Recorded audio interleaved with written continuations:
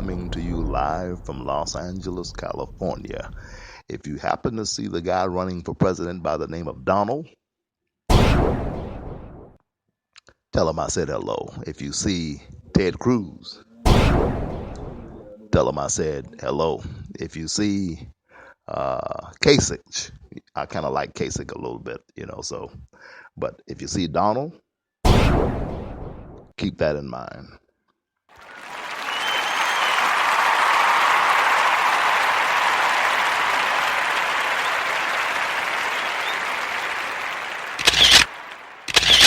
I am Sherman D. Manning, and remember, if you want to know a blockbuster Kardashian secret never before told, you have to get a fresh new copy of my brand new book titled The Truth About O.J. Simpson, Race, Class, Money, and Justice. This book is available at local bookstores as well as on Amazon.com.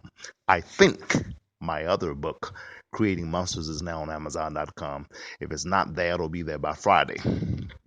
Now, Creating Monsters is a book that I wrote some 7 or 8 years ago, and it's backed by popular demand. Everywhere I go and speak, teach, or even preach, folk are asking me about Creating Monsters. So I had my publisher to reissue it and put it on Amazon.com. It talks about how the prison system itself basically creates monsters. The book title is self-explanatory. You always hear people sporadically refer to prison as the monster factory. Well, The Truth About O.J. Simpson explains that it is a monster factory, and the book Creating Monsters gets into it even more. It is a book that every at-risk teen should read. If you're working in criminal justice, etc., you should read that book, Creating Monsters. It's probably one of my favorite books that I've written. But anyway, back to The Truth About O.J. Simpson. It is available on Amazon.com and at local bookstores. You can get your copy today. And I promise you, if you read that book, you will discover a secret about the Kardashians never before told by anyone. And I actually stumbled upon the information. I was not looking for it, was not seeking it. I have absolutely no interest in the Kardashians. I have not watched a single episode of Keeping Up or Catching Up with the Kardashians in my entire lifetime. But if you want to know a secret about their father, Robert Kardashian, you need to get that book today, The Truth About O.J. Simpson, Race, Class, Money, and Justice. You will be shocked. And I'll be looking for a lawsuit pretty soon from he gives it rave reviews. This is one of the O.J. Simpson's lawyers, Bob Blazier. Google him. B-L-A-S-I-E-R. Bob Blazier. B-L-A-S-I-E-R. Google him. I want to talk very soon about making a murderer. We intend to get to that. I've gotten a lot of calls about that. If you're one of those who want me to do a series on making a murderer, the Steve Avery case, etc., and do it in my own unique way, then let me know that. Let me know that. Send me an email at shermandmanning@gmail.com. Let me know you heard this podcast. Let me know you're listening. And let me know you will continue to listen. Go to shermandmanning@gmail.com and send me an email and let me know that you heard the podcast, that you are listening, and that you will continue to listen. shermandmanning@gmail.com. Get the book, The Truth About O.J. Simpson, Race, Class, Money, and Justice, and tell me what you think about it. Bob Blazier thinks it's an awesome book. I'd like to know your opinion on that. Also, remember, justice too long delayed, is justice denied. Also remember, the rich get richer and the poor get prison.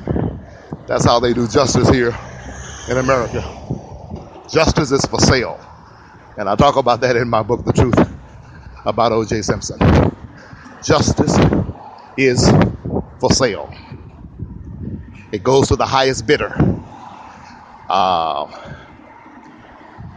I love America. America is the greatest country on the planet. I'm proud to be an American. And we do a lot of things well in this country. And certainly we do a lot of things better than any other country on the planet. And we do some things better than most countries. But this is a capitalistic society. And anytime you have a capitalistic society, anything can be bought. I mean, I don't have to break it down for you and spell it out as if you were a kid. They are beautiful, gorgeously attractive women who sell their bodies because anything can be bought or sold in America. And there are women who are not prostitutes, who would never even contemplate selling their body, that if you were to walk up to them and offer them $1 million in cash, they would strip down and sell it to you. I know I'm being candid and I should not be this open and transparent, but I'm simply making a point.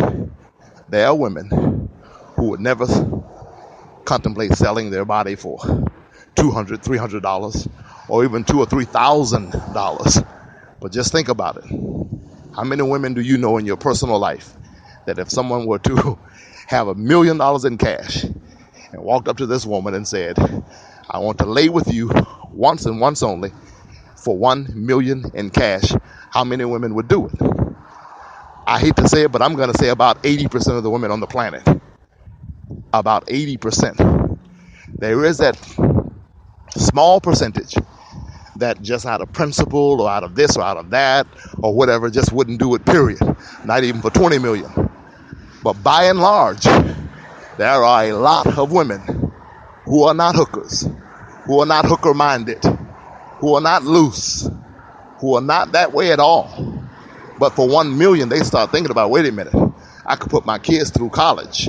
I could pay off my house and get a Mercedes. They would do it.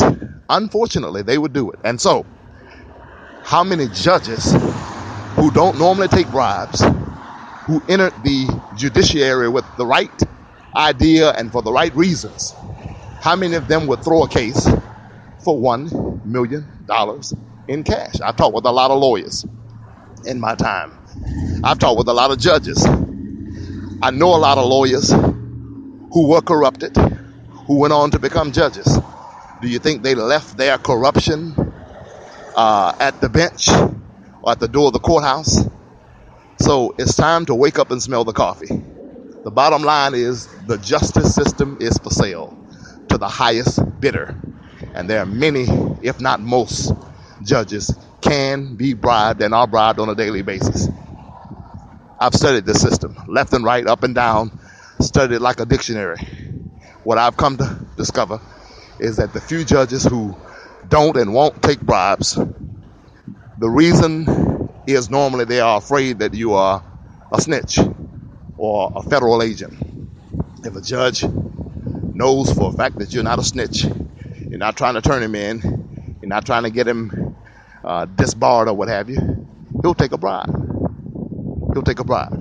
And so with that in mind, the rich get richer, the poor get prison.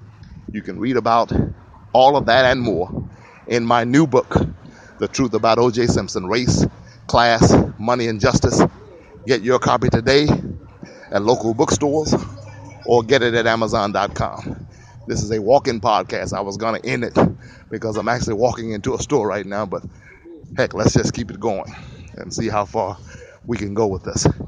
But I am very, very interested in, all right, walking podcast. Okay. Thank you. Very, very interested in attempting to share with the American public the judicial system and how many of us wear blinders when it comes to thinking about this system. And we're not very realistic. We continue and consistently think about the judicial system as if it was something foreign, or something holy or something that can't be corrupted or what have you. But we have to be realistic and understand that this is a system made up of people, and human beings are fallible. Sometimes we mean well, but still don't always do well. Sometimes we have the best of intentions, but we still don't get it right. And what I'm saying to you is, when O.J. Simpson had $20 million, he was probably, by my calculation, the first African American man in this country accused of killing two white people, who was actually acquitted of that crime. Walked into a courtroom accused, walked out of a courtroom exonerated. That does not happen in America. The only reason it did happen for O.J. was because he had the money. He had the money. Ethan Couch. This is in my book, The Truth About O.J. Simpson. Race, Class, Money, and Justice. Ethan Couch got drunk and killed 4 people in his dad's truck. Okay? And got 10 years probation. Why did that happen? Because he was a great young man with a stellar future? No. Because his dad had in excess of $100 million. You heard the old saying just as well as I have. Money talks, BS walks. That is the kind of country that we live in. And so it is time for us to wake up and smell the coffee and quit playing games with ourselves, and to thine own self be true.